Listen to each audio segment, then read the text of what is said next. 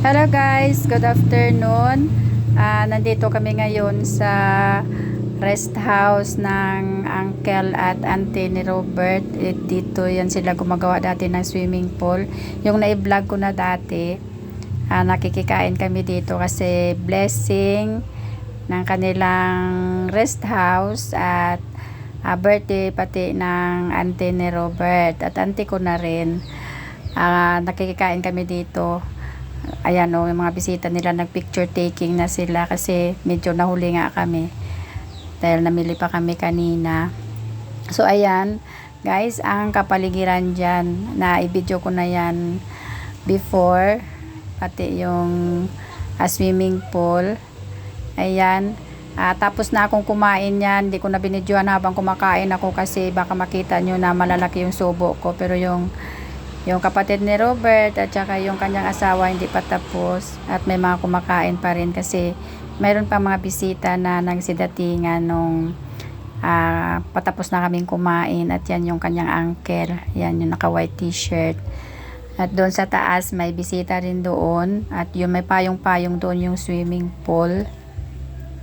At yan, may videoke. Gusto sana natin mag videoke kaso marami pa tayong gagawin pag uwi sa bahay. At ayan na nga, yung swimming pool nila ay hindi pa napuno ng tubig kasi maliit lang yung host. Ayan maliit lang ang host na ginamit sa paglagay ng tubig at saka mahina ang tubig kasi medyo mataas ang lugar na to kaya mahina ang pag-akyat ng tubig. Kaya ayan hanggang ganyan pa lang yung tubig, hindi pa na tiles ang swimming pool, hindi pa tapos. At yan yung mga pamangkin namin. Enjoy na enjoy sila sa pagduduyan. Tapos na yan silang kumain. At ako rin, tapos nang kumain, nag-video-video na ako, nag-iikot-ikot na ako dyan guys. At napakaganda ng paligid. Maraming mga tanim-tanim. Ayan. May mga kumakain pa. Masarap yung kanilang mga pagkain. Ayan. Yung magkakapatid, yung tatlo na nakatayo. Magkakapatid dyan sila. At yan na, nag-ikot-ikot na ako. Alam nyo naman guys na nagbablog ay hindi mapakali pag may mga okasyon. Nag-iikot-ikot yan at mag-video-video para lang may i-upload.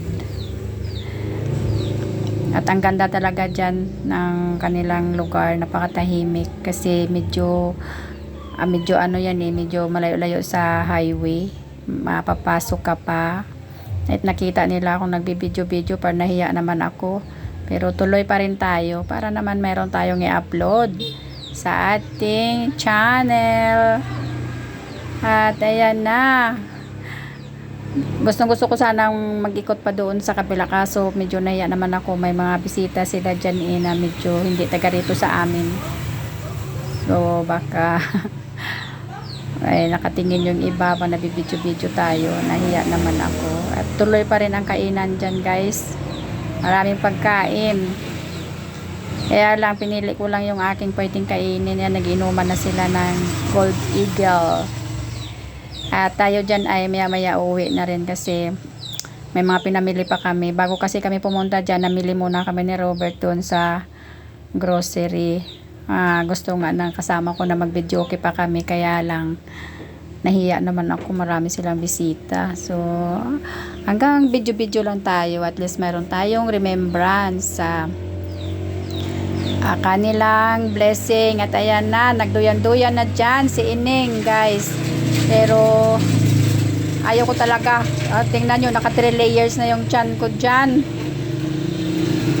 Nagduyan-duyan kami ni Mila para try lang kung hindi mahilo, kaya lang hindi ako tumagal kasi nahihilo ako sa duyan parang baka lumabas yung mga kinain ko.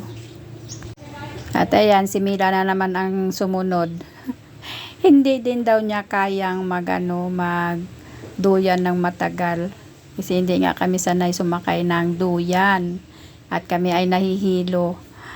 So, yan lang ang ating mga ganap ngayong araw at binidyohan ko yung bulaklak nila doon sa ibabaw ng swimming pool. Yung wild na bulaklak na yung tawag dito sa amin yan ay baho-baho. Nag-video-video pa ako ng mga bulaklak nila kasi maganda.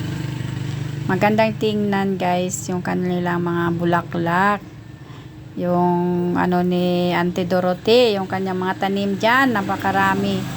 Pero hindi pa syempre malalago kasi bago pa lang yan dyan at syempre hindi masyadong naasikaso. Ayan o, maganda, kulay violet. Yan yung mga bulaklak nila dyan, yung mga hardin. Ang tawag dito sa amin is hardin. Diba? Nakaka-relax ng pag-iisip natin pag nakakakita tayo ng magagandang mga bulaklak. May mga orchids pa yan dyan siya na tanim.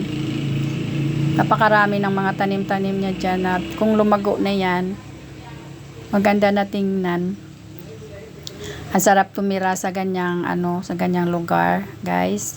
Kasi tahimik at saka hindi mainit. Yan yung orchids na kulay violet din. Ang ganda ng ang kanyang bulaklak. At favorite color ko ang violet. 'Di ba? Nakapag-video tayo, nakakain pa tayo. Ang sarap ng kanilang suman. Promise. Hindi ako kumakain ng suman. Ay, biko pala. Pag sa Tagalog yan, biko. Pero dito sa amin ay suman. Napakasarap. Ang sarap ng pagkaluto. Ayan, napakagandang yan guys. Napakagandang tanim. Ano ba tawag dyan? Crotons. Ang ganda-ganda ng kanyang kulay. Dilaw na dilaw. Ganyan talaga ang kulay niya sa personal. At pauwi na tayo dyan guys. Umuwi na kami ni Mila kasi ako ay magbabantay pa ng aking tindahan. At dito na tayo sa ating tindahan. At back to work na tayo kasi walang nagbabantay. So kailangan ko mauna. Nandoon pa si Robert. Naiwan siya doon kasi nagiinuman pa sila. Thank you for watching guys. And God bless us all. Maraming salamat.